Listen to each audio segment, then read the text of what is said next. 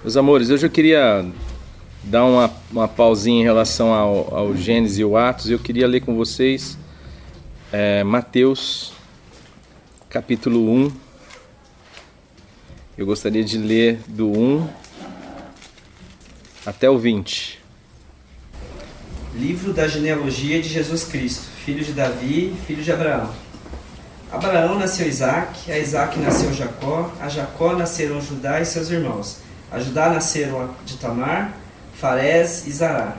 A Farés nasceu Esrom, Esrom nasceu Arão, Arão nasceu Aminadab, Aminadab nasceu Nazon, a Nazon nasceu Salmão, a Salmão nasceu de Raabe, Boaz, a Boaz nasceu de Ruth, a Obed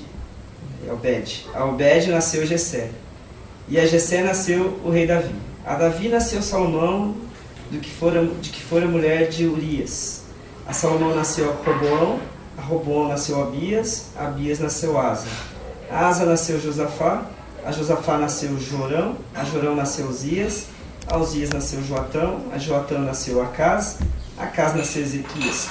A Ezequias nasceu Manassés, a Manassés nasceu Amon, a Amon nasceu Josias, a Josias nasceram Jeconias e seus irmãos, no tempo da deportação para a Babilônia. Depois da deportação para a Babilônia, nasceu a Jeconias, Salatiel. A Salatiel nasceu Zorobabel. A Zorobabel nasceu Abiúde. A Abiúde nasceu Eliaquim. A Eliaquim nasceu Azor. A Azor nasceu Sadoc. A Sadoc nasceu Aquim. A Aquim nasceu Eliúde. A Eliúde nasceu Eleazar. A Eleazar nasceu Matã. A Matã nasceu Jacó. E a Jacó nasceu José, marido de Maria, do qual nasceu Jesus, que se chama Cristo. De sorte que todas as gerações, desde Abraão até Davi, são 14 gerações. E desde Davi até a deportação para a Babilônia, 14 gerações. E desde a deportação para a Babilônia até o Cristo, 14 gerações. Ora, o nascimento de Jesus Cristo foi assim. Estando Maria, sua mãe, desposada com José, antes de se ajuntarem, ela se achou ter concebido do Espírito Santo. E como José, seu esposo, era justo, e não a queria infamar, e tentou deixá-la secretamente. E projetando ele isso, eis que em sonho lhe apareceu um anjo do Senhor, dizendo: José, filho de Davi, não temas receber a Maria, tua mulher, pois o que nela se gerou é do Espírito Santo. Santo Espírito, esta é a tua palavra. Em nome do Senhor Jesus Cristo, nós pedimos que o Senhor gere vida, Senhor, em cada um de nós que a ouve. Obrigado por esse tempo precioso, por cada um que aqui está. Eu peço, Senhor, que o Senhor fale conosco, que o Senhor traga a lucidez, Senhor, por meio da Tua palavra, à nossa mente, ao nosso coração, e que esse momento seja um momento de celebração no céu, para a Tua glória, em nome de Jesus. Amém. Quando a gente vai ler genealogia, é um negócio, assim, meio repetitivo, meio cansativo, né? A gente olha e fala assim, o que esse texto está fazendo nas escrituras, né? Mas o que de fato, qual a razão desse tipo de coisa estar escrito aqui? Por que o Espírito Santo, de alguma forma, entendeu ser importante registrar essa sequência de quem nasce, de quem gera, de quem veio antes, quem veio depois, né? Aliás, essa é uma preocupação muito constante nas escrituras. A ideia de você deixar claro uma linhagem, deixar claro que um grupo, uma pessoa, ela sempre traz consigo ou carrega consigo uma bagagem, né? Hoje pela manhã eu comecei, assim, na minha história, não tem uma história muito fácil, mas eu fiquei pensando assim, de onde eu vim, né, cara? Quem que tá para trás de mim, assim, né? E eu comecei a pesquisar na internet, né? E comecei a pesquisar pelos sobrenomes que eu sabia dos meus parentes, né? Da minha mãe, dos meus avós por parte de mãe, do meu pai, dos meus avós por parte de pai. E aí você vai acabar lá na Espanha, Portugal, numa situação complicada, quando os judeus foram expulsos da Espanha, foram expulsos de Portugal, e vieram acabar aqui no Brasil. Aí uns chegaram ali para a região do Goiás, outros desceram ali para Minas Gerais, outros subiram um pouquinho mais para Pernambuco, outros ficaram no Piauí. E você começa a encontrar informações sobre a sua vida, e você começa também encontrar sentido para algumas coisas que você percebe em você, né? Então todos nós que aqui estamos, nós carregamos uma bagagem que vem antes de nós, né? E que, por causa do tempo que a gente vive, o nosso tempo ele é muito imediatista. O nosso tempo ele perdeu esse senso de continuidade histórica. Nós passamos a entender a vida e o mundo, hoje em dia, parece que a partir do momento em que nós fomos concebidos. A ideia é que o mundo passou a existir, ou simplesmente a história que de fato importa é a história que conta a minha história, a história que inaugura com o meu nascimento, né? Parece que isso é importante, o resto nada mais é importante. Só que o que a gente percebe é que as nossas histórias familiares, elas têm um poder muito grande sobre a gente. Muito intenso sobre nós, né? A gente tende a repetir, a reproduzir valores, a reproduzir comportamentos, a ser regido de alguma forma por algo que a gente nem consegue entender muito isso, né? Alguns caras que estudam esse tipo de situação entenderam que o nosso comportamento, por exemplo, para Freud, ele via a gente como um iceberg. Tem uma parte que ele chama de consciente, onde a gente consegue interagir, perceber, avaliar e entender as coisas de alguma forma, mas existe uma parte que ele chamava de inconsciente, e esse inconsciente formava a massa mais poderosa desse iceberg e tinha o poder de alguma forma influenciar muito mais o nosso comportamento. Vem um outro cara e amplia esse conceito de inconsciente individual para um inconsciente coletivo, né? Onde você não só tem essas estruturas que estão dentro de você, no mais profundo do seu ser, enviesando a sua mente, o seu comportamento, as suas ações, mas você também tem um lastro de estrutura aí para trás, de gente que forma a sua história, a sua vida, a sua cultura, a sua sociedade, e que tem um peso poderoso da forma como você enxerga, vê e percebe a vida. Então, às vezes, a gente se depara com gente que não compreende o próprio modo de agir, como Paulo vai dizer. Eu mesmo não compreendo o meu próprio modo de agir. Ele diz isso lá no capítulo 7 de Romanos. Porque ele diz, o bem que eu quero fazer eu não faço. Porém, o mal que eu não quero, esse eu pratico. Volta e meia a gente se depara com gente desse jeito. Gente que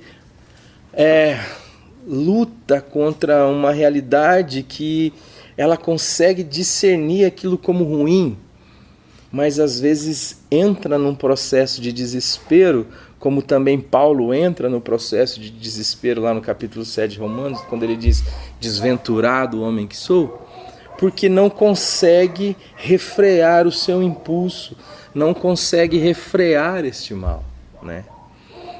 A pessoa, ela acaba sendo levada àquela situação, àquela condição, aquele comportamento, a reproduzi-lo em várias formas. Eu atendi uma vez uma pessoa que dizia assim, pastor Alexandre, eu queria tratar a minha mãe bem, mas eu não consigo.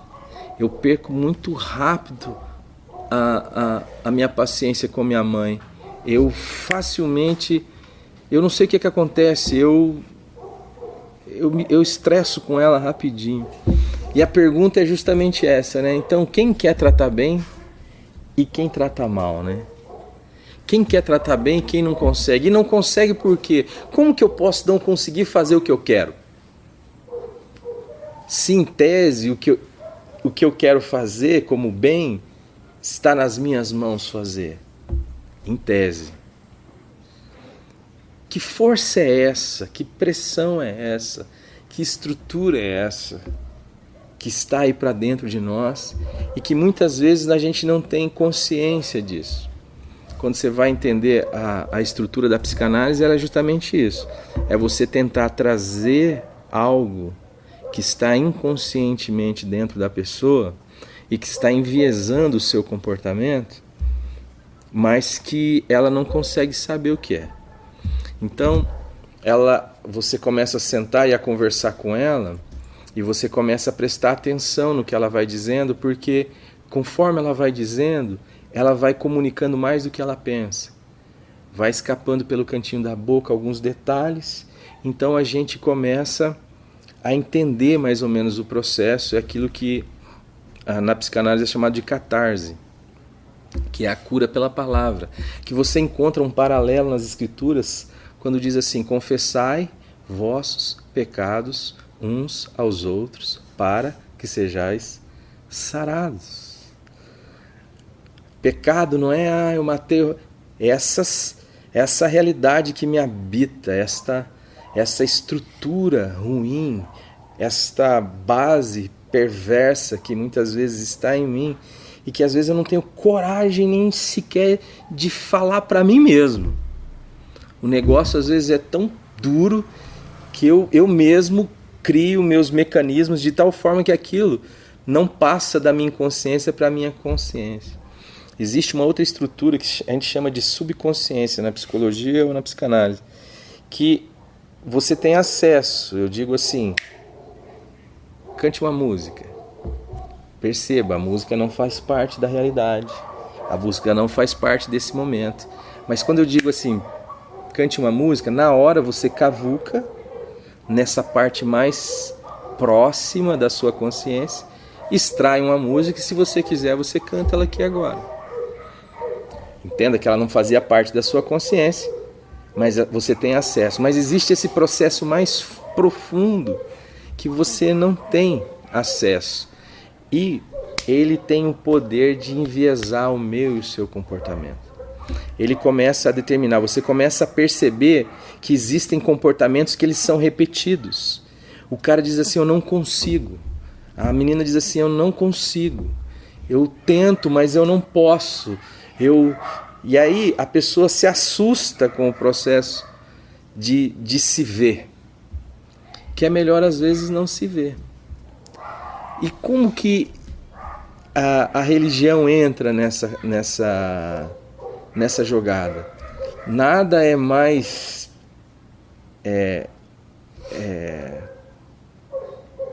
pródigo, nada é mais eficiente como disfarce do que a religião. Na realidade, a gente começa lá no Éden, quando o homem peca, a primeira coisa que o homem faz é cozer para si folhas de figueira.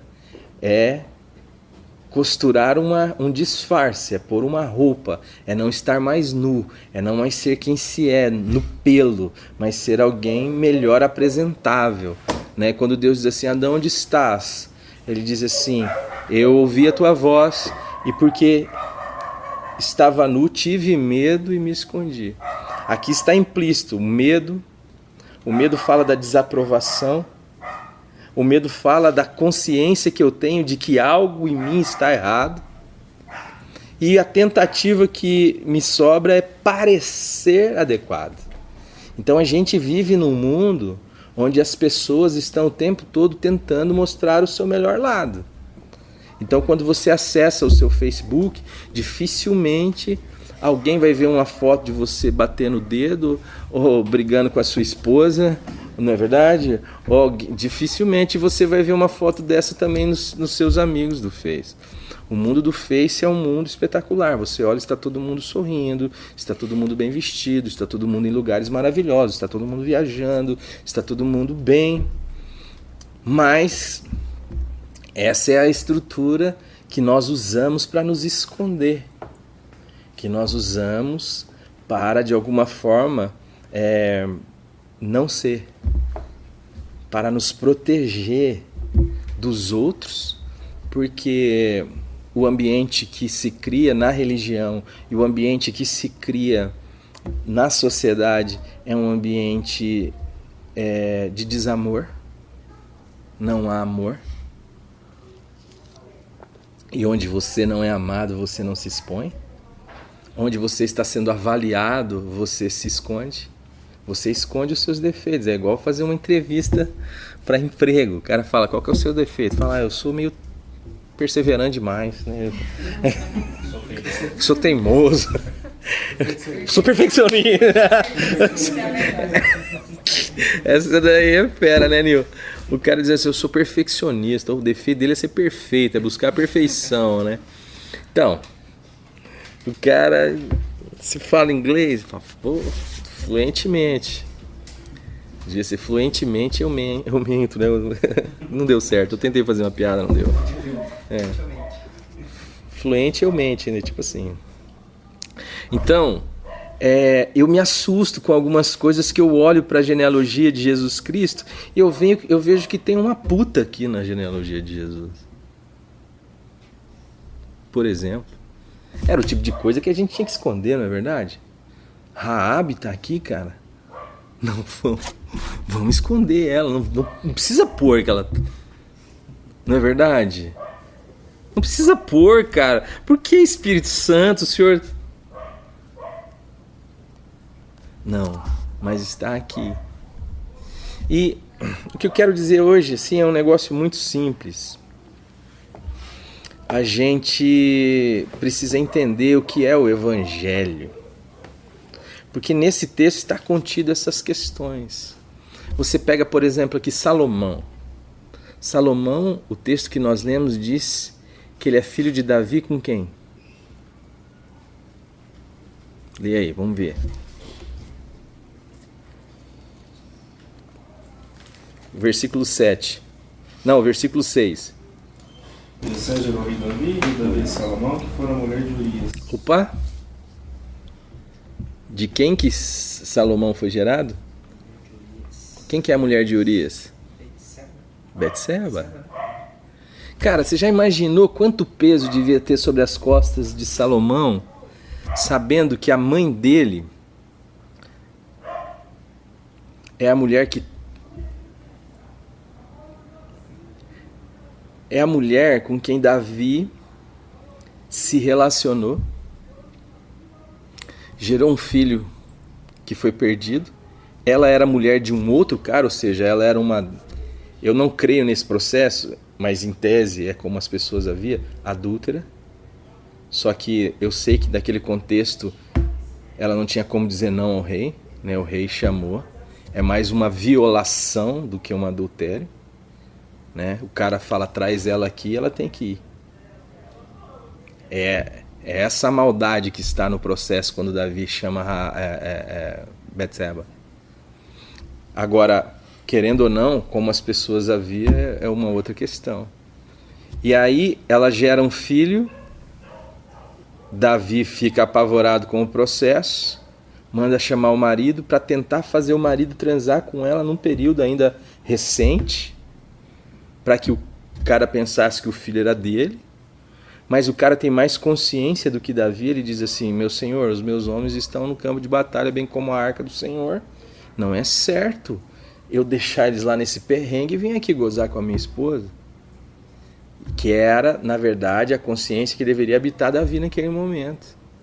Porque ele estava em Jerusalém enquanto era para ele estar no campo de batalha. O texto vai dizer assim, no ano em que os reis saíam à guerra, Davi ficou em Jerusalém. Então, ou seja, o que você está fazendo em Jerusalém, Davi? O pau está torando lá, cara, você tem que estar lá. Mas ele resolveu dar um quissuco para ele porque ele foi dar um quissuco para ele foi dar um rolê no pátio, viu a mulher tomando banho e falou: quem é? Aí disseram para ele: é filha de fulano, esposa de Beltrano. Ela é esposa de Urias. Ele falou: não quer nem saber, traz. Que essa é a estrutura. Imagina sobre o que você tem que passar por cima para fazer o que Davi fez. Primeiro, quando ele sabe de quem que ela é filha, de quem que ela é esposa, isso deveria representar para ele um obstáculo. Mas a pulsão, a intenção, ele é tão forte que ele atropela essa realidade. Ela é mulher do general dele. Ela é mulher de Urias. O cara tá lá lutando por você. É no mínimo muita sacanagem, não é verdade? Tá, aí a mulher manda o WhatsApp dizendo: ó, azedou. Daí ele fala: rapaz, o que não vamos fazer? Vamos armar. Já sei, vou mandar um WhatsApp pro maluco lá, vou mandar ele vir aqui. O maluco vem, chega: oi, do seu rei, que o senhor quer? Ele diz: não, cara, que você é um cara legal, gosto de você pra caramba. Vamos tomar um negócio aí comigo aí e tal. Depois você vai lá, fica lá com a sua mulher. Depois você volta lá pro campo de batalha. Ele fala: não, seu rei, não dá, né? Não posso. Aí ele fala: meu Deus, o que eu vou fazer? O cara tem muita consciência. Quando o cara tem muita consciência, o que você tenta fazer é tirar a consciência do cara. E cachaça é bom pra isso. Aí ele fala: come aí, bebe aí. O cara começou a comer, beber. Mas mesmo bêbado, na hora que ele tava indo pra casa, ele deita na sarjeta e fala: não, vou ficar por aqui mesmo. Eu não vou pra minha casa. Os caras avisam Davi: o cara lá tá deitado na sarjeta ali. Ele manda a cartinha na mão do cara e diz: entrega pro outro general. E na cartinha tá pedindo a cabeça dele. Daí os caras armam pra matar o cara, pra matar Urias. E é interessante porque quando o mensageiro chega com o recado de que Urias está morto, Davi diz assim: não te pareça isso mal. Parece o que isso aí? Legal? Bacana? Agora, quando isso tudo acontece, o profeta chega e dá de dedo na cara de Davi, porque o profeta tem que dar de dedo na cara de rei, e fala: você precisa morrer, rei. O que você fez, você precisa morrer. E daí Davi se arrepende e tal, mas aí já é tarde. Só que Deus pega essa estrutura toda ruim. O primeiro filho que foi gerado não nasce, mas depois Davi gera com Betseba Salomão, que é o que está aqui relatado. Salomão vai ser considerado o homem mais sábio da história. Ele é o rei. Ele é o cara que vai unificar o reino. Ele é o cara que vai construir o templo. Mas imagine para você como era para Salomão ser rei com esse peso. Como era saber que na corte todo mundo olhava para a mãe dele de rabo de zóia? Quanto peso você traria nas suas costas com esse tipo de coisa? Quanto isso alterou a sua percepção de mundo, de vida, de comportamento? Porque o grande problema das tentativas humanas de resolver esses processos, que eu estou querendo deixar claro para nós todos aqui, está em nós, exerce força sobre nós, não porque Freud falou. Quem disse isso foi as escrituras. Freud só fez sistematizar o processo. Mas como não transcendia, ele abraçou um determinismo e um pessimismo que o levou a uma condição trágica. Conhecer profundamente a condição humana e conhecer os mecanismos da psique humana que interferem no comportamento das pessoas de tal forma que as pessoas não sabem nem o que fazer com aquilo, porque elas não têm nem consciência. Ela não sabe por que ela faz o que faz. E daí o cara fumou tanto cachimbo que deu câncer na boca. Cheirou tanta cocaína. Essa é a história de Freud no final da vida. Por quê? Porque tem um teto de bronze sobre a consciência. E esse texto aqui, a junção dos textos, às vezes seria bom, eu gostaria de uma Bíblia que não tivesse essas divisões das perícopes, porque elas vão interrompendo o nosso raciocínio. Mas você pega a ideia de uma estrutura que está carregada de história. Quanta história você tem na sua vida, né? Quanta história eu tenho na minha?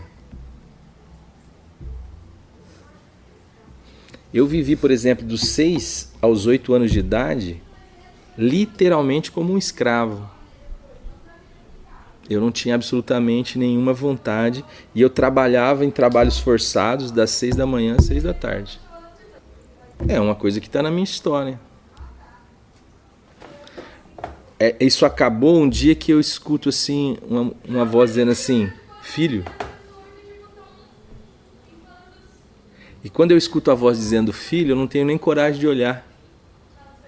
Eu acho que eu estou alucinando. Porque para mim era inconcebível minha mãe estar ali. Mas quando ela fala de novo filho, eu falo, não posso estar louco. E daí eu olho e a esperança já tomou conta do meu coração.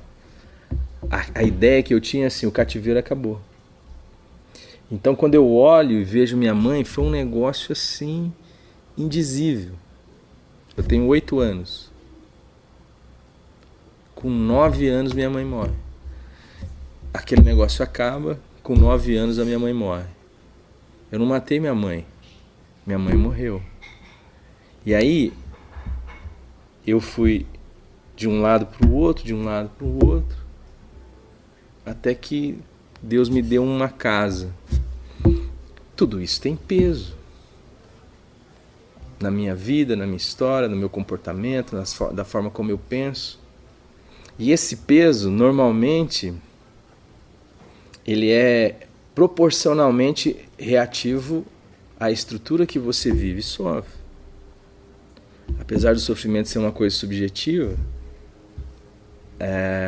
mas dentro de você cria uma reação ao processo. Você fica calejado, você endurece, você desconfia das pessoas, você não consegue desenvolver relacionamentos duradouros, você se torna ríspido, rígido.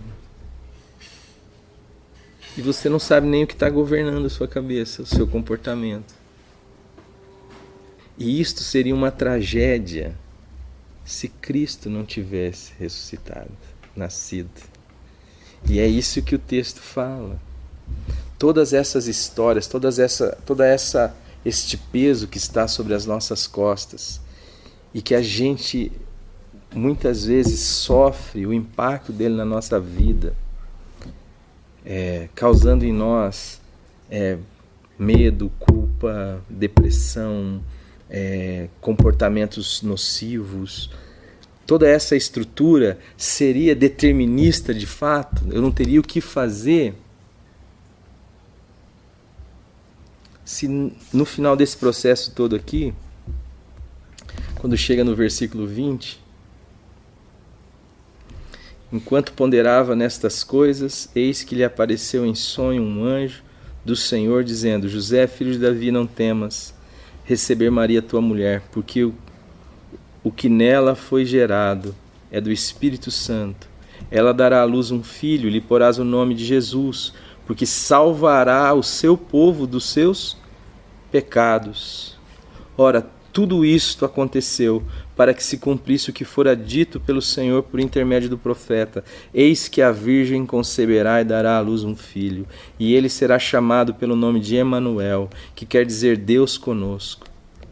Despertando José do sono, fez como lhe for ordenado o anjo do Senhor e recebeu sua mulher. Contudo, não a conheceu enquanto ela não deu à luz um filho, a quem pôs o nome de Jesus.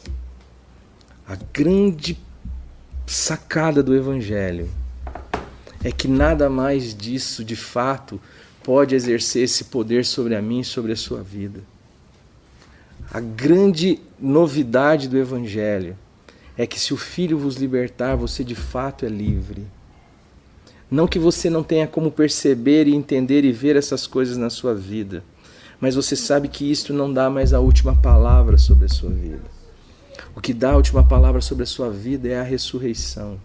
O que dá a última palavra sobre a sua vida é o fato de que Deus veio sofrer esta realidade conosco. O Deus é Emanuel, Ele é presente, Ele veio, Ele virou gente, Ele sofreu o peso da sua estrutura toda sobre Ele. Ele sabe o que eu e você passamos. Deus se uniu a nós, Deus se tornou gente, Deus veio ser um conosco, não para que a gente pudesse agora ter uma religião bacana, porque religião é só essa estrutura que nos molda do lado de fora, que muda o nosso comportamento, mas não tem poder de nos libertar para ser. Agora, o que Jesus fez no Calvário foi o ato de amor mais poderoso do universo. O Deus que se torna um conosco, que se faz solidário com a nossa humanidade, com as nossas mazelas, as nossas dificuldades, os nossos problemas. Do nosso pai que não nos ama ou não nos amou a contento, da nossa mãe que foi relapsa, dos nossos avós que trouxeram bagagens terríveis, de toda a estrutura que me antecedeu e da qual hoje eu faço parte.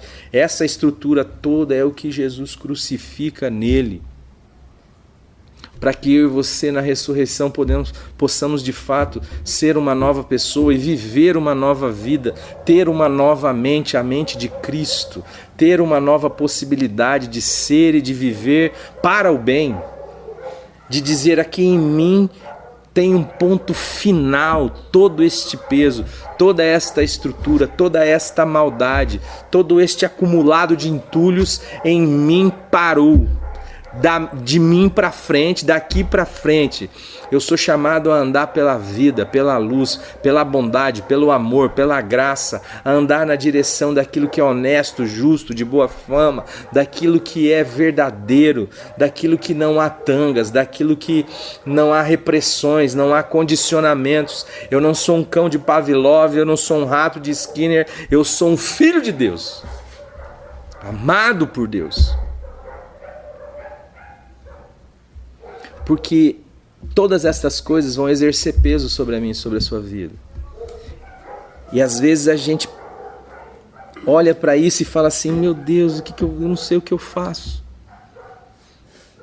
E de fato não há esperança para nada que a gente possa fazer. Mas a nossa esperança está no fato de que um menino nos nasceu. De que Jesus é Deus entrando na nossa história para nos libertar de todos esses condicionamentos da alma, de todas essas heranças hereditárias, genéticas, de todas essas heranças congênitas, de tudo aquilo que o seu pai lhe fez, que a sua mãe lhe fez, que o seu vizinho lhe fez, de que você se fez, para que você agora possa ser de novo. Para que a partir de você, a geração que venha possa experimentar também o mesmo amor. Possa experimentar também o mesmo bem. De tal forma que eu sou o enterro da maldade. Essa é a estrutura que Jesus o tempo inteiro está apontando. É o e dar a outra face. Você cria um elemento onde o mal tem um fim.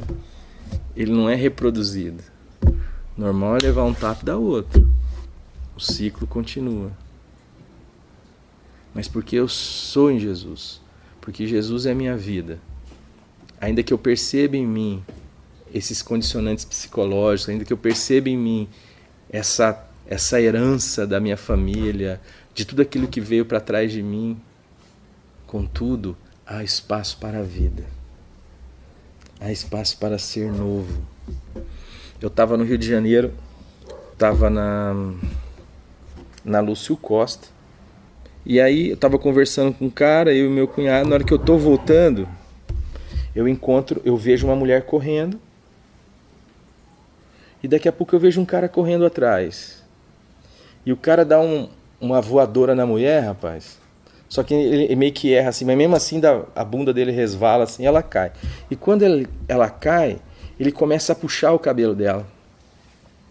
E daí eu e meu cunhado começamos a correr para ajudar a mulher. Só que nisso o ônibus parou e uns caras desceram do ônibus e um carinha já colou o brinco do cidadão. E quando a gente se viu naquele poperô, já tava tentando meio que proteger o cara, que o cara ia ser linchado. E a menina gritando assim, não bate no meu marido, não bate no meu marido. Tá, catamos o cara tava fora de si. E aí ele começou a dizer assim, cara, eu sou contra a violência contra a mulher. Ele fala assim, o meu pai batia na minha mãe. O meu pai batia na minha mãe. Eu sou meu. E aí o que você tá vendo, cara? Você vê um cara reproduzindo uma estrutura que ele diz que é contra.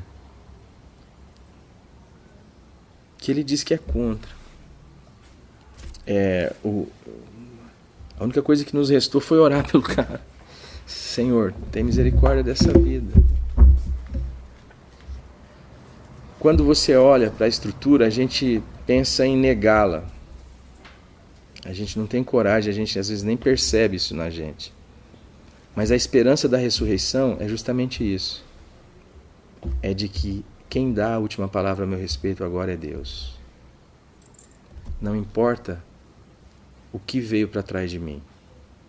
O que importa agora é que eu reconheço essas questões, as percebo com clareza, mas eu sei que elas não são senhoras mais da minha vida. Porque quem é Senhor da minha vida? Jesus. É por isso que eu não creio em maldição hereditária. Creio até Jesus, né? Eu não creio em quebra de maldição. Quebra de maldição foi feito na cruz do Calvário. Não sobrou mais nada para mim e para você fazer. O serviço de Jesus foi pleno, completo. Agora, se você e eu não olhamos para Jesus, ou achamos que Jesus é uma religião, você e eu estamos presos nessa estrutura, que vai fazer com que você seja replicador da maldade, mesmo quando você tem consciência dela e diz assim, eu quero fazer o bem. Você já reparou como a gente tem uma facilidade, uma queda para tudo aquilo que nos mata? Você acha que era necessário dizer assim, se dirigir não beba? Use camisinha ou say no to drugs, tal? Não adianta. A gente... Que pulsão é essa que gera morte nas nossas vidas? Né? Que dificulta as nossas relações, que dificulta o fluir do amor, a paz, que dificulta... que só gera mal para mim e eu falo assim, eu não consigo sair disso. Então, é verdade que você não consegue, mas eu quero dizer para você que tem alguém que nos tira desse lugar, que nos liberta dessas amarras invisíveis da mente, que tentam nos aprisionar e dizer para nós o que nós devemos fazer. E normalmente tem a ver com tudo aquilo que gera morte na nossa caminhada. Há um libertador. O seu nome é Jesus Cristo. Ele é Emmanuel, Ele é Deus conosco. Ele é um ente gerado pelo Espírito Santo de Deus. Ele é Deus entre nós. Ele é o Filho de Deus. Ele não é uma religião, Ele não é uma ideia nova. Ele é alguém que de fato nos refaz de novo. É por isso que ele diz assim, eu não ponho vinho novo em odre velho. Eu não ponho remendo de pano bom em pano roto. Eu faço nova todas as coisas. Aí você olha e fala assim, mas eu estou igual, eu sou o mesmo de sempre. Então, isso é andar por vista. E o que é andar por fé?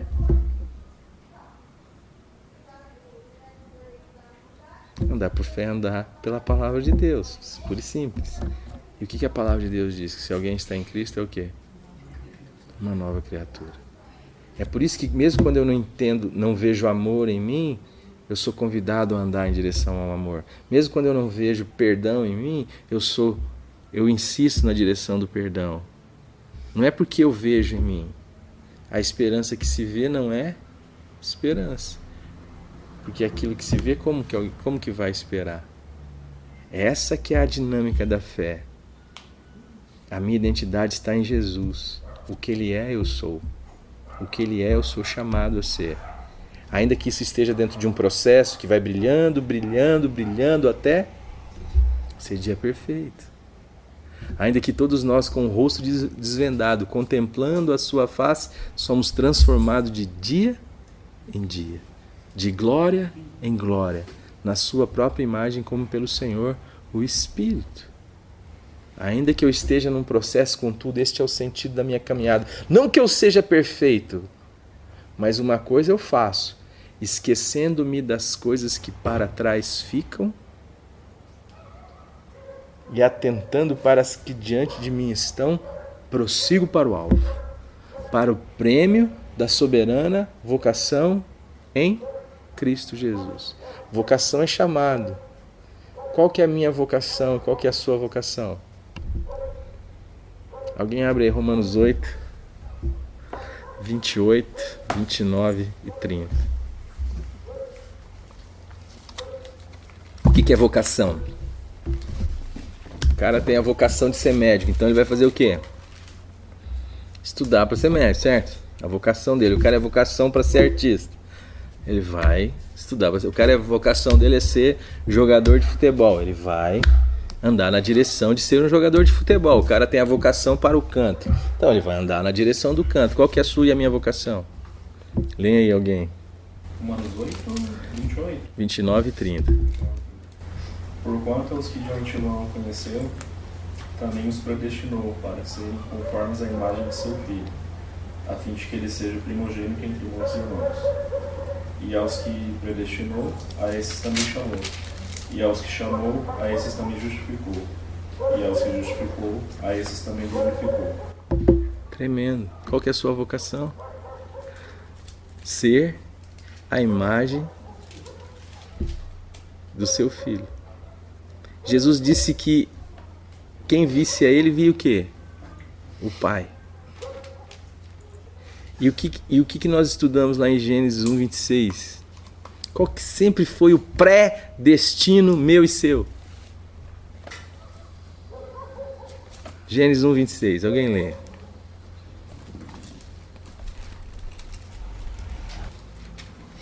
Antes de haver destino, porque destino fala de tempo, na eternidade existiu um pré-destino. A eternidade não é um tempo diferente, é a ausência total de tempo. Então, antes de haver tempo, antes de haver história, antes de haver uma sequência cronológica, de haver um destino, Deus manifestou um pré-destino para nós. Qual é? E disse Deus: façamos o homem à nossa imagem, conforme a nossa semelhança. Domine ele sobre os peixes do mar, sobre as aves do céu, sobre os animais domésticos, e sobre toda a terra, e sobre todo réptil que se rasteja sobre a terra. Ele está dizendo assim: façamos o homem à nossa imagem, conforme a nossa semelhança, e governe ele, expresse ele, o reino de Deus, a maneira como eu governo. Ele está dizendo assim: esse é o sentido, esse é o telos da minha e da sua vida. É por isso que a gente não encontra descanso em outra realidade. É por isso que o mundo não consegue. Que sentido faz em trabalhar se a morte põe um fim no nosso trabalho? Que sentido faz ser bom se a morte pudesse pôr um fim no nosso trabalho? Que diferença tem o bem e o mal se os dois vão para a vala? Não há sentido, não há telos. O meu telos e o seu telos é expressarmos essa imagem. E é esta a nossa vocação, e é isso que Jesus Cristo veio restaurar. Para além de todos os condicionantes psicológicos, sociológicos, culturais, Jesus Cristo veio trazer para nós liberdade do pecado, liberdade de nós mesmos, liberdade. E liberdade é sempre uma categoria do bem. Você não tem liberdade para fazer o mal. O mal não lhe é um direito, senão você mataria e não poderia ser julgado, entende isso? Sim ou não? A liberdade é sempre a possibilidade de você fazer o bem. ela está sempre relacionada com a bondade. Não existe liberdade para o mal. Senão você não poderia ser recriminado por ele. Essa é a ideia de matar Deus da sociedade. Essa é a ideia que diz assim, cada um sabe o que é melhor para si. Ah, é mesmo? O Richard Dawkins lá, você chega para ele com essa ideia e fala, então tá bom. O cara entra lá, estupra a filha dele. Ele fala, meu, você tá maluco? Você estuprou minha filha? Eu falo, não, cara, pra mim tá certo. Eu estabeleci que nenhum desejo meu eu posso reprimir. Pra mim o certo é... E quem vai poder dizer que não? Se não há Deus. Não existe um jeito certo de viver a vida. É essa a estrutura que a gente está vendo. E está todo mundo aprisionado, com essa corrente no pé, com as suas histórias tristes, difíceis, sendo reproduzidas no hoje. E que também alejarão pessoas para o amanhã. Mas em Cristo Jesus, acabou na cruz. Teve um fim. E agora o que irrompe? A nova vida. Agora tem um filho nascendo. Apesar de toda essa tragédia relatada na genealogia, chegou um momento em que Deus interviu. O Espírito Santo de Deus interviu. E um filho nasceu. Um filho que é Emanuel, que é Deus conosco, que é o Redentor, que é o Salvador, que é o Senhor, Jesus Cristo. Então, se você quiser de fato experimentar liberdade, eu lhe convido a olhar para o Senhor, para que você seja salvo e a prestar atenção no que Ele diz, para que você possa viver a sua vida liberto de tudo aquilo que lhe escraviza, de todas as pulsões para a morte ou da morte que você percebe na sua vida, das coisas que você não tem nem coragem de dizer, porque você seria recriminado, discriminado. Mas existe um lugar que é diante do trono de toda a graça, que conhece a minha e a sua história. E lá diante dele a gente pode se derramar e dizer, Senhor, tem misericórdia, me dá uma vida nova, uma vida que venha do Senhor, uma vida abundante, para que eu possa também ser essa fonte a jorrar, para que as pessoas que cruzem o meu caminho também se deparem com a vida, para que o meu filho, minha filha, o meu marido, a minha esposa, para que o meu amigo, o meu irmão, o meu companheiro de trabalho possam tocar e receber vida. É assim que o Senhor faz. Amém? Pai querido, te louvamos por esse tempo, pela tua palavra. Sabemos que tudo isto é pela tua graça.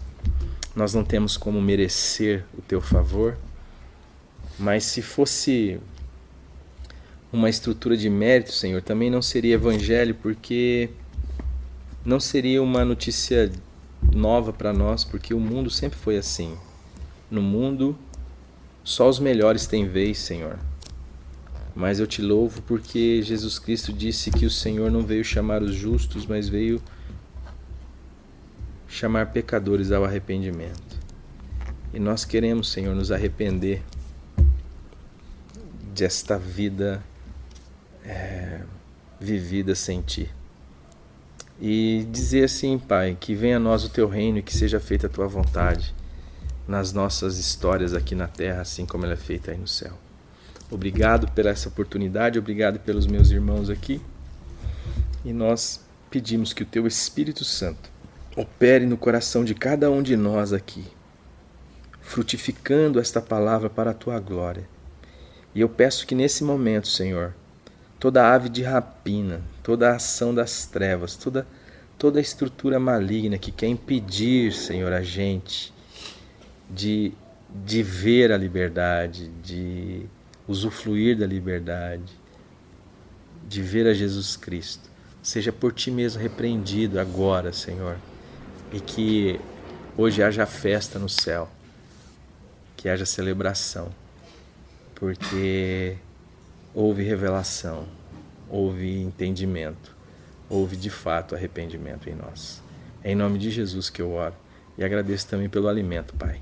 Amém.